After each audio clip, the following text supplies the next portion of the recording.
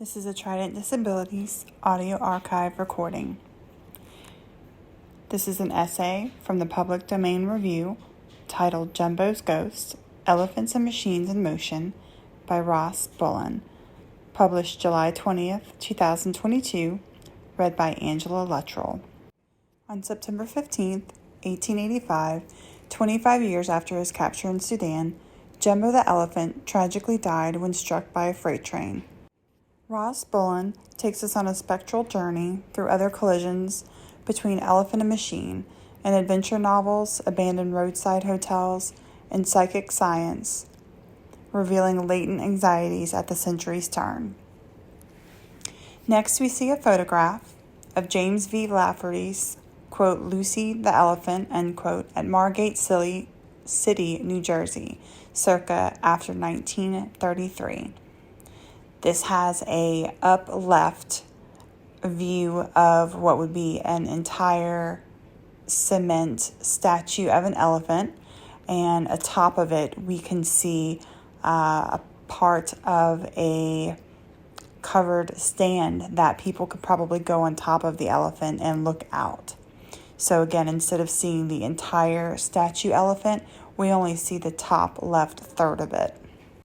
In his 1886 book, The Ivory King, the American naturalist Charles Frederick Holder describes the status of elephants through a conservationist lens. While acknowledging that the elephant is, quote, the true king of the beasts, the largest and most powerful of existing land animals, and to young and old, a never-ceasing source of wonder and interest, end quote, it is nevertheless, quote unquote, doomed. Citing prehistoric hunters and the contemporary ivory trade as major factors in the elephant's decline, Holder also mentions the, quote, rapid advance of the British in the East, the introduction of the railroad, and improvements which mark the progress of civilization in India, where heretofore the elephant has been employed, cannot fail to have a fatal effect, and their extermination is only a matter of time, end quote. Although Holder sympathizes with elephants, he still allows the technology that will displace them as a quote-unquote improvement, a mark of the, quote, progress of civilization, end quote. The elephant may be the, quote, king of the beasts, end quote, but it can offer no competition to the steam locomotive and other Western technologies. While comparisons between elephants and machines are a common feature of 21st century consumer culture, elephant-adjacent terms like quote-unquote mammoth and, of course, quote-unquote jumbo are regularly used when marketing motors and countless other commodities. The idea truly gained traction in the 19th century. The invention of steam locomotion coincided with the expansion of European imperialism in the parts of the world, parentheses, Africa, South Asia, and Southeast Asia, close parentheses, that elephants call home. From a Western perspective, elephants were powerful and impressive animals that performed much of the work that machines did in Europe and North America. At the same time, it was clear to colonial observers that modern technology was not only superior to the physical labor of elephants, but it would also eventually displace them, perhaps even to the point of extinction. In his 1854 Hard Times, Charles Dickinson famously describes the resemblance between, quote, the piston of a steam engine working monotonously up and down, and the head of an elephant in a state of melancholy madness, end quote. An image he returns to 4 more times in a relatively short novel. The elephant functions as something like a technology of the colonial other, and thus is subject to fantasies of Western dominance and displacement. At the same time, the blend of, quote, melancholy and madness, end quote, that was so often used to portray captive elephants also speaks to cultural anxieties about powerful, unpredictable, and disruptive industrial machinery of the Victorian era.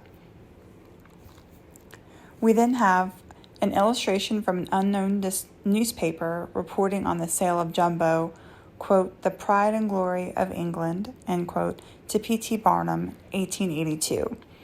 It shows what appears to be a poster that has at the very top in caps, Jumbo, the pride and glory of England, with the elephant tied in chains to 4 posts at 4 points of his body.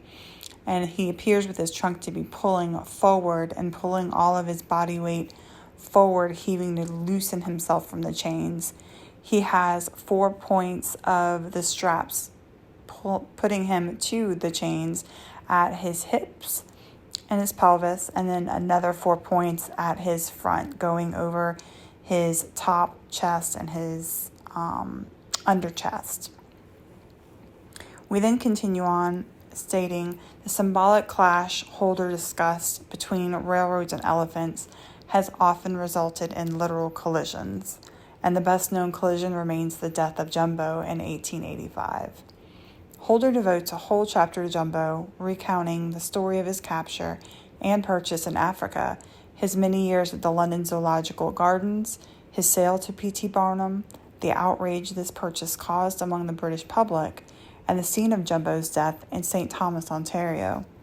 After a final performance of Barnum's circus, Jumbo was being led to his boxcar when an unscheduled freight train bore down on him. Attempting to stop it nevertheless struck Jumbo, whose body, weighing more than 6,000 kilograms, derailed the engine and 2 cars. The elephant died some 15 minutes later. In the 1889 edition of his autobiography, Barnum described the death of Jumbo as, quote, universally announced and regretted tragedy, end quote, and claimed to have received, quote, hundreds of telegrams and letters of sympathy, end quote. We then have a description under a photograph, the death scene of Jumbo the elephant in St. Thomas, Ontario, after his collision with a locomotive on September 15th, 1885. It does appear to be more of a sepia-colored picture, and up through the bottom to the middle of the photograph is grass and appears to be a dirt hill that Jumbo is leaning on. We have one person that is leaning back onto Jumbo, and one person that is half on the hill, holding and leaning onto his ear. The rest of the population that's in the photograph is splayed out from the left side of the photograph all the way to the right side of the photograph and up around Jumbo, going to on top of the hill. And the very top fourth of the photograph is the locomotive with about 2 or 3 people inside of it. Most of the people appear to be men, all with top hats and black suits and coats. Jumbo's death produced a curious catalog of material, parentheses, and perhaps immaterial, and parentheses, remainders. To commemorate the tragedy's centenary in 1985, the city of St. Thomas installed a life-size statue of the elephant crafted out of concrete and reinforced steel by the self-taught Canadian artist Winston Bonham, parentheses, who made a career creating giant animal sculptures as roadside attractions. After Jumbo's death, his hide was stuffed and continued on tour with Barnum, eventually retiring to the showman's eponymous Natural History Museum at Tufts University, where the elephant became a school mascot. The taxidermied Jumbo was destroyed by a fire in 1975. All that remains of his great hide is the tail, accidentally severed and stored in the university archives, and a small pile of ashes kept in a Peter Pan crunchy peanut butter jar, which still resides in the office of Tufts' athletic director. The material objects of Jumbo's afterlife exist at extremes. Heavy statues, a handful of ashes. This tension between the corporeal and incorporeal was noted at the time of Jumbo's death as well. While Barnum was displaying his skeleton, trying to cash in on the elephant's corpse, at least one writer imagined that death had somehow freed Jumbo from his bulky materiality. A jokey side published in the September 26, 1885 issue of Chicago's The Current speculated that, quote, it may be possibly said that Jumbo's ghost will not have so much trouble in getting around the world as Jumbo had, end quote. Indeed, in the decades after his demise, the elephant's spirit seemed to haunt a variety of media.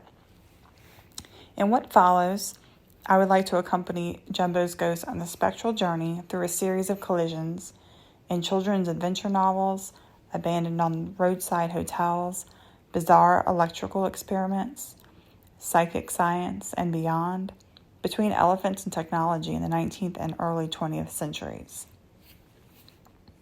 We then have a description of a photograph that's the taxidermied hide of Jumbo being moved into Barnum Museum of Natural History at Tufts University in 1889.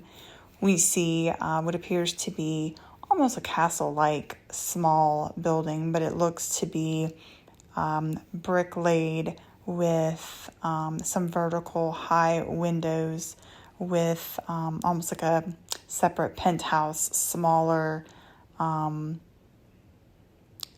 upper story, and we can see a major archway that might be just tall enough to fit that displayed stuffed Jumbo.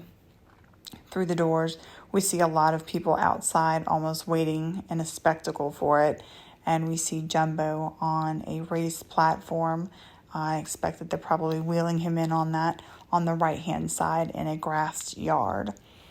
Below that, we also see what appears to be a poster.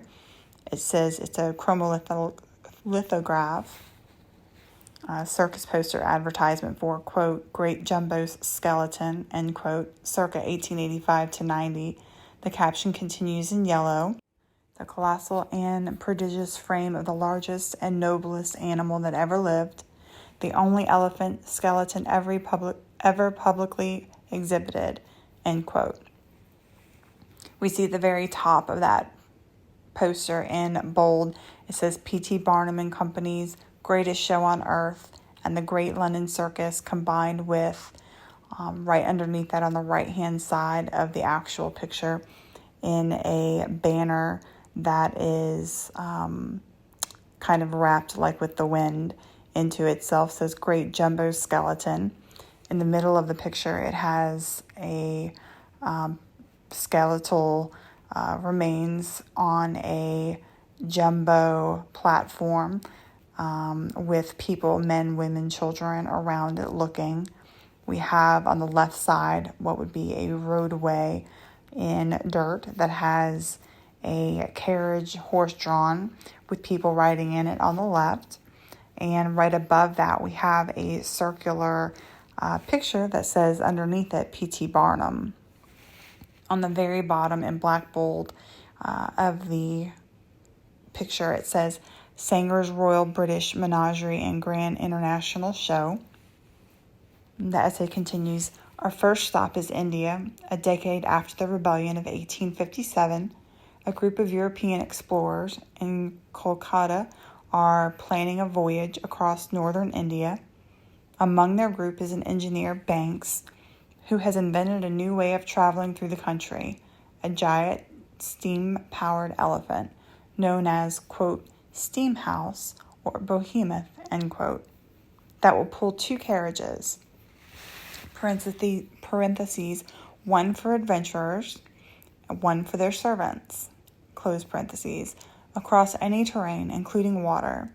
Although The Steam House, 1880, is one of Jules Verne's lesser-known fictions, his novel offers a heavy variation on the elephant as machine metaphor. Not only does the steam engine replace the elephant's role in India, it replaces the elephant itself as the iron, quote-unquote, behemoth towers over and outshines its animal competition.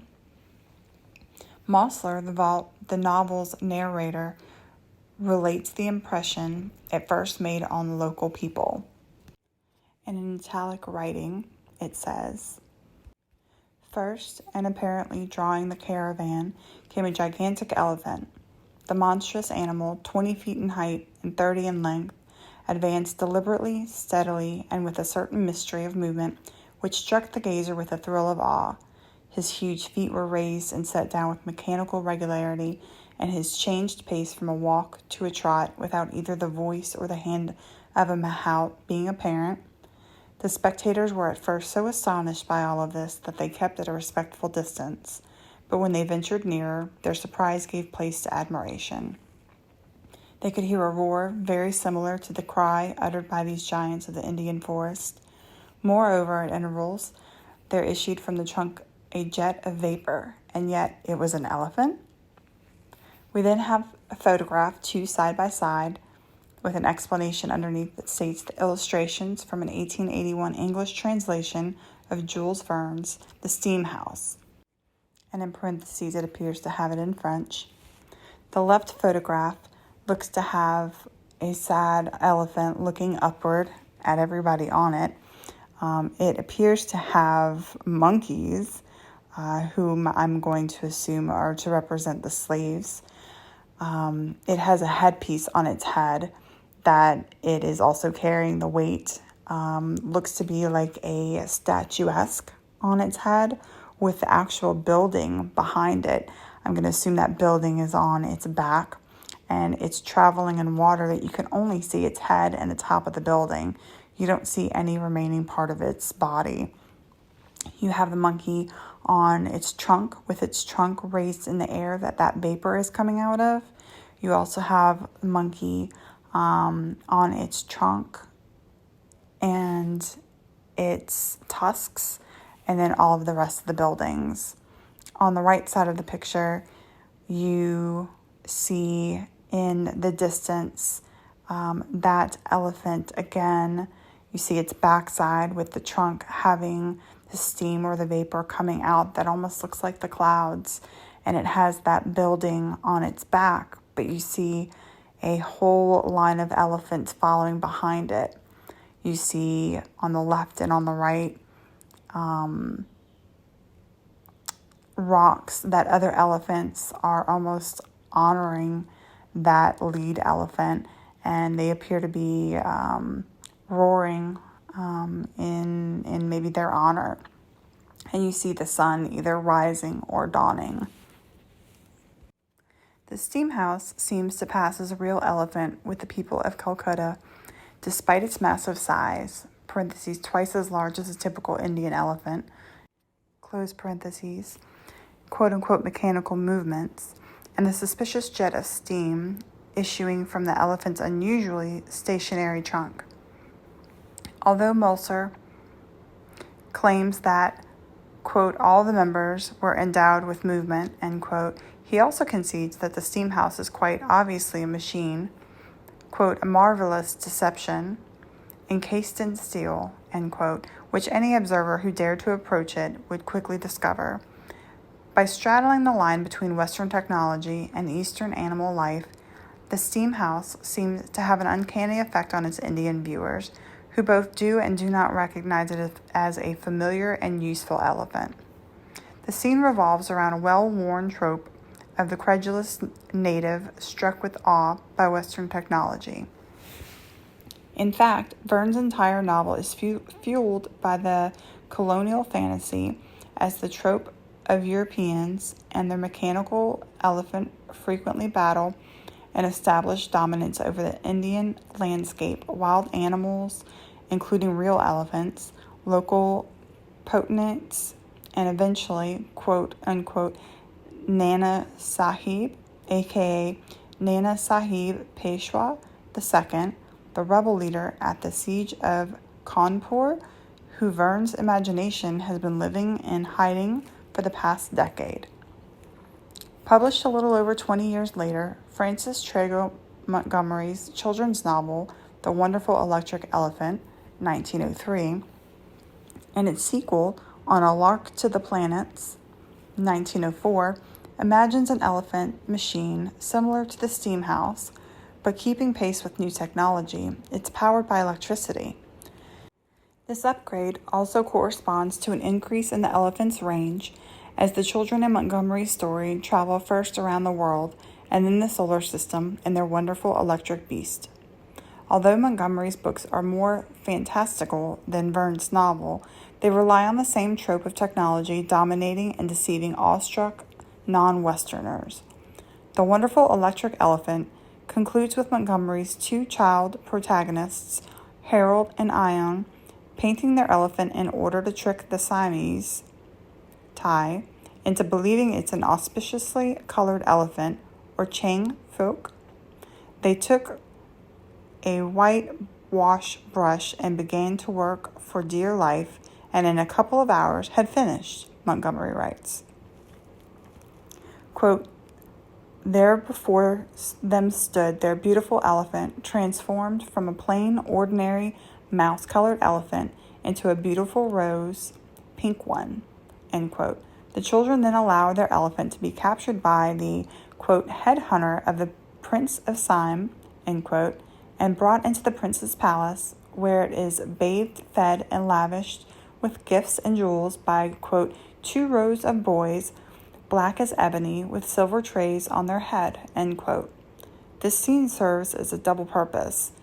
It is both a send-up of the, quote, supposedly lavish treatment that Siamese monarchs extended to auspicious elephants, and it presents the familiar spectacle of racialized natives worshipping Western technology. We then have a picture that is explained that's the publisher binding for Francis Trago Montgomery's On a Lark to the Planets, 1904, the sequel to Wonderful Electric Elephant. It is a true picture of the front and spine of the book, where we can see it is completely blue to midnight blue. It has stars sporadically spread out through the background of it, and in some of the stars they actually have starbursts around it, where there's different size lines that encircle some of those stars. On the spine of the book, we see on maybe the bottom 2 inches the last word of the author, Montgomery, and on the top third of it we see On a Lark to the Planets. On the front cover, we see on the very top left a crescent moon in silver, and on the center top to bottom through to the top third right of the book, we see what appears to be a elephant with its mouth agape and its eyes open, hanging from what appears to be maybe a deflating hot air balloon. It continues on to state, Montgomery's creation was not the only electric elephant to make its debut in 1903. Edison Studios' notorious film Electrocuting an Elephant came out in January of that year.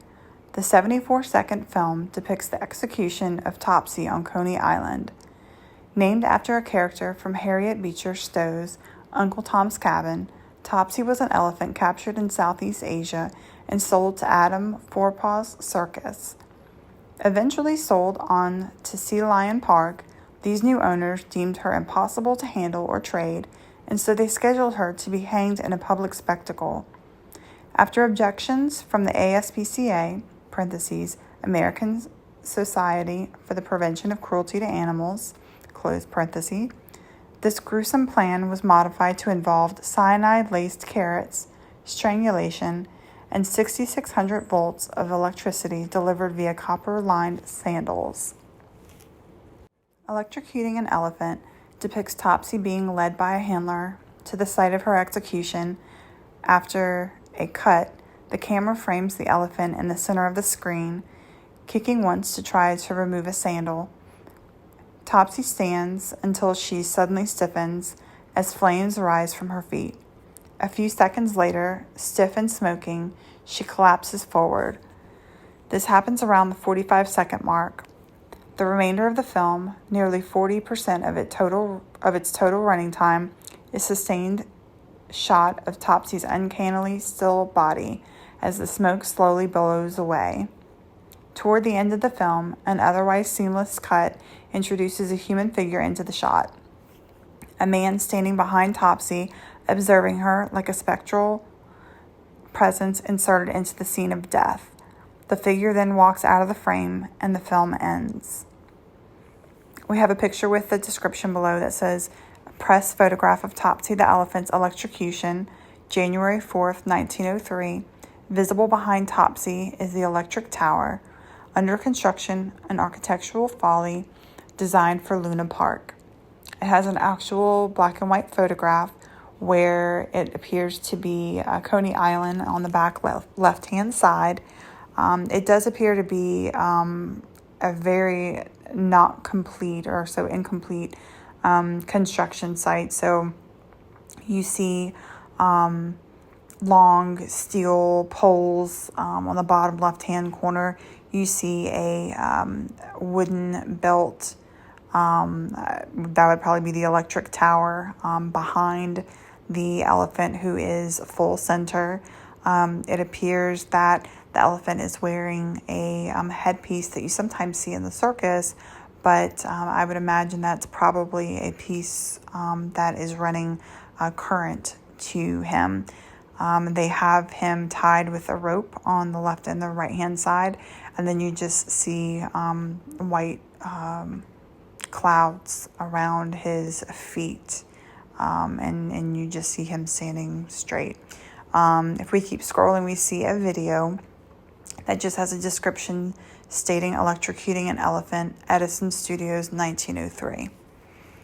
While Montgomery uses electricity to bring a mechanical animal to life, electrocuting an elephant uses it to bring to death and stasis to a real elephant. And yet the collision between Topsy and 6600 volts did produce a kind of mechanical motion. A 70-foot reel that would play a coin-operated kinetoscope, an early device for showing short films to paying customers. Like a train on its tracks, the perforated film strip of electrocuting an elephant would roll through the mechanical pathways of the machine, at first reanimating Topsy and then replaying her death for anyone who would spare some change. The site on which Topsy was electrocuted, which would become Luna Park Amusement Park from 1903 until 1944, was already an elephant graveyard. The same location had housed the, quote, Elephantine Colossus, end quote, a 7-story, 31-room building that functioned as a tourist attraction, hotel, concert hall, and reputedly a brothel. The structure was designed by James V. Lafferty and constructed in 1885, a scaled-up version of Lafferty's, quote, Lucy the Elephant, end quote, which was built near Atlantic City in 1881 and is still standing today. Destroyed by fire, the Elephantine Colossus weirdly anticipates the fate of Jumbo's hide at Tufts University nearly 80 years later. There's no record of anyone saving the Colossus' ashes in a peanut butter jar, but like Jumbo's ghost, the elephantine spirit of the scorched hotel made contact with at least one receptive witness. We have a photo that states it's the illustration of the colossal elephant of Coney Island from an 1885 issue of Scientific American. The photograph actually is several in one. We have one main photograph or poster that at the bottom says the colossal elephant of Coney Island, and it has a true picture of an elephant facing on the right to scale to show you a human. And then above that, overshadowing the elephant on each side of the elephant, it has what would be a larger building-shaped elephant. Its legs in, again, each side of the elephant that has windows, and you can pretty much see the inside building of the infrastructure. So if you were to cut a building in half that's shaped like an elephant to see the inside of it, this is what we're looking at. On the top left of the poster, we see what would be from, the front angle, from the head angle. On the right side of the poster, we see from the back angle. And on the very top middle, we see what would be like a true picture photograph when it's done. So it looks literally to tower over the whole city. A story titled A Remarkable Vision, published in the Department of Psychic Experiences section of the April 1897 edition of the Metaphysical magazine, recounts the unusual experiences of one, quote-unquote, Mr. M., vacationing on Long Island in September 1896. After spending the evening with some neighbors discussing, quote, telepathy and psychic phenomena in general, end quote, he and his wife were walking home along the beach when they were, quote, were amazed to see the western sky brilliantly illuminated by what was undoubtedly a very large and disastrous fire, end quote. At home, Mr. M decides to take one final look at the conflagration from his balcony, at which point he witnesses the following remarkable vision. And this is in italic. At the moment, I chanced to glance upward in the sky at about an angle of 60 or 70 degrees, and a small white cloud attracted my attention. Its outline seemed peculiar, and its shading in white and pink was also unusual. Suddenly, this cloud assumed the perfect outline of an elephant. The phenomenon seemed so strange that I called the attention of the other men to it. Without any further hint on my part, they declared it to resemble the figure of an elephant most strikingly. The fire soon died out, and with it, in fact long before it, the image. No further thought was given to the matter. The next morning, Mr. M. reads the following headline in the New York Herald, quote, "The elephant at Coney Island burned," end quote. This news obviously casts on last night's elephant vision in new light, and Mr. M. reaches out to the editor of the Metaphysical magazine. Just below this account, the magazine's editor offers his own hypothesis. In italics, the mind of many people near the burning edifice were in a state of intense excitement and possessed with one idea, uttered or unuttered, quote, the elephant is on fire, end quote. Noticing the reddened sky, Mr. M. mentally reached out to them and received their thought. Cloud forms are hazy at best and attain distinctiveness only from the mind of the observer. The elephant cloud was doubtless shaped by the thought transferred to the mind of Mr. M. Then we have a picture that states a side view of Coney Island's, quote, elephantine colossus, end quote, taken by an unknown photographer. This photograph appears to be of the completed hotel that looks to be exactly like the elephant pictured in the previous described photograph. But you have the windows, you have pretty much a great statue that is in a complete stage. The very top is open where you can go up and view out to the town. And it has like a fancy archway from all sides. And we are looking at this from a fenced area. And at the very bottom of the picture, it says Elephant Bazaar, Coney Island. Like Jumbo's ghost, this immovable building attained new mobility in death, becoming a kind of psychic telegram that traveled from the minds of those who witnessed its destruction to the receptive consciousness of Mr. M. On the same spot, a few years later, Topsy the elephant would meet a similar fate, her death transferred to celluloid film by the Edison Studios crew.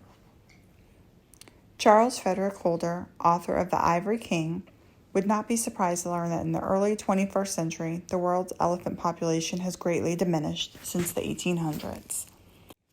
It is perhaps understandable that as these remarkable animals are driven towards extinction, humans have found new ways to memorialize them.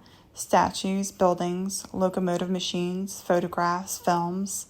One irony of many of these memorials, though, is that while they commemorate the death of the elephants, they also celebrate the technology that displaced or destroyed them. On June 20th, 2022, some 200 kilometers northeast of St. Thomas, the Art Gallery of Ontario unveiled its first ever public art commission, a large sculpture of an elephant standing on a circus ball by the contemporary Canadian artist Brian Jungan. According to Jungan, the statue is inspired in part by the story of Jumbo. Constructed of discarded leather sofas and cast in bronze, these sculptures is titled Couch Monster. Yadze Yanchinchil, parentheses, the sculptures Dane Za, subtitle translate as, quote, my heart is ripping, end quote, close parenthesis. Couch Monster invites spectators to consider the contrast between its subject matter, an elephant, animated, alive, and perched as it is on a circus ball, seemingly on the verge of movement, and its form, discarded sofas associated with rest and stillness, cast in solid bronze. A great virtue of Junkin's Couch Monster is that it openly acknowledges the way that humans have treated elephants, like disposal commodities, as indicated by the statue's unique construction materials, and by its subtitle. Quote, Yadzi Yanhechil, end quote, the statue, or perhaps Jumbo's ghost, says to us, quote, my heart is ripping, end quote.